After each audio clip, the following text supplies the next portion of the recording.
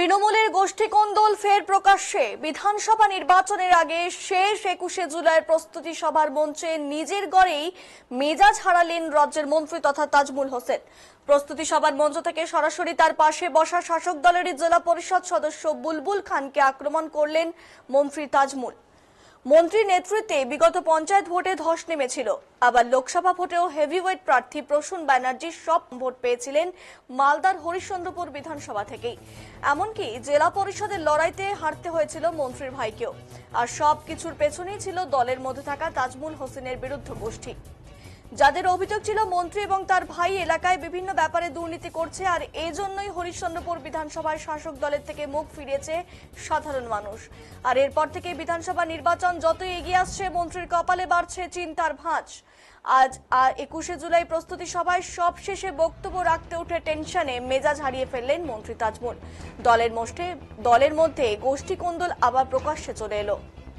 হরিশ্চন্দ্রপুর বিধায়ক তথা মন্ত্রী তাজমুল হোসেনের সঙ্গে জেলা সাধারণ সম্পাদক তথা জেলা পরিষদ সদস্য বুলবুল খানের সংঘাত প্রকাশ্যে। অনুগামীদের মধ্যে বিবাদ, ধস্তাধস্তি, হাতাহাতি, এই নিয়ে শোরগোল মালদায়।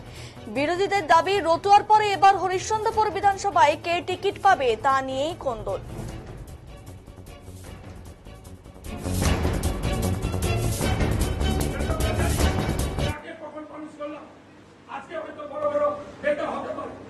কিন্তু সবাই যে আমরা মানুষগুলো যে আমরা কারো হিংসা করি,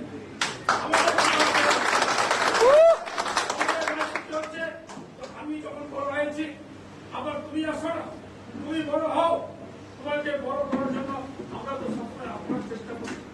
তুমি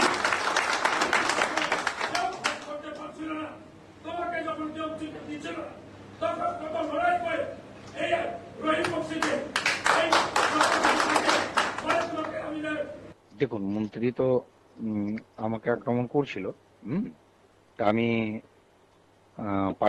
আমার যে নেতৃত্ব আছে তাদের কাছে আমি দাবি রেখেছি যে আমি মন্ত্রীর প্রশ্নের তো উত্তর দেবই। আর আমি চাইছি এর ন্যায্য বিচার হওয়া উচিত।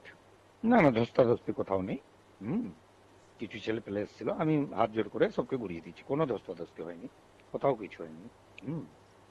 আমি তার পার্টির কাছে দাবি রেখেছি তার যেন ন্যায্য বিচার। আমি কিছুই জানতে পারিনি মন্ত্রী আপাটা কেন যে হারালো আমি ঠিক বলতে পারবো না। প্রকাশ্য মিটিং এ বললো, আমি তো অত মূর্খ নই যে আমি প্রকাশ্য মিটিং এ কিছু বলবো। আমি ব্লক নেতৃত্ব ছিল, ব্লক প্রেসিডেন্টও ছিল, তাকে বললাম আমি যে সেটা বসা হোক আমাদের হরিশ্চন্দ্রপুর থানা নেতৃত্বকে নিয়ে। আর আমি যদি তার জবাব না দিতে পারি, তার উত্তর না দিতে পারি, বা আমার কোথাও যদি ভুল হয়ে থাকে, তার জন্য আমি যদি আমার ভুল হয়ে থাকে আমি এখান থেকে রিজাইন দিয়ে পাঠিয়েছিলাম। অবশ্যই জানাবো। আমি বক্সি সাহেবকে ফোনও করেছিলাম, তো তিনি হয়তো মোহরম খেলা নিয়ে ব্যস্ত আছে। আমি জেলা রাজ্যে জানাবো না কেন? এরকম প্রকাশ্য মিটিং এ কেন আমাকে হুমকি দেওয়া হবে? তৃণমূল নেতা শুভময় বসু বলেন মতান্তর হয়েছে, এটা হওয়া উচিত নয় বলেও জানিয়েছেন তিনি। কি জানাচ্ছেন শুভময় বসু? দেখুন, 21শে জুলাইয়ের মিটিং মতান্তর হয়েছে বলে আমাদের কাছে কোনো এখন অব্দি খবর নেই। তবে এটা হওয়া সমীচীন নয় যে কোনো একটা ইনার মিটিং, পার্টির ইনার মিটিং এ এইসব হওয়াটা সমীচীন নয়। কারণ বড় পরিবার, মতের অমিল হয় একটু, আবার পরে ঠিক হয়ে যায়। বিজেপি নেতা অম্লান ভাদুরী বলেন তৃণমূলে অনিশ্চয়তা চলছে, তৃণমূলে গোষ্ঠী কোন্দল ব্যাপক আকারে ছড়িয়ে পড়েছে। অম্লান ভাদুরীর প্রতিক্রিয়া শুনব। কিন্তু আমি যতক্ষণই ভেবেছি, আমি হরিশ্চন্দ্রপুরের উন্নয়ন নিয়ে ভেবেছি। এখন শেষের সময় এসছে।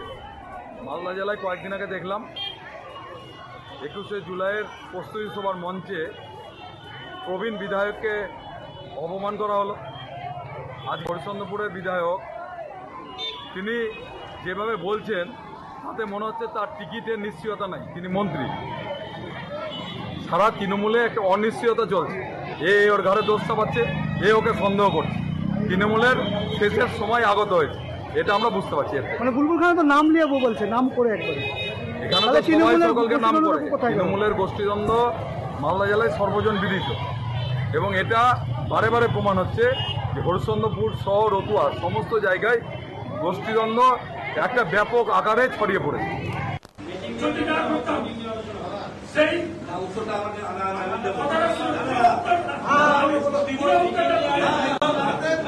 চলার ক্ষেত্রে একটা মানুষের বুদ্ধি থাকতে পারে। কিন্তু আমি যতক্ষণই ভাবেছি আমি এই হরিশ্চন্দ্রপুরের উন্নয়ন নিয়ে ভেবেছি।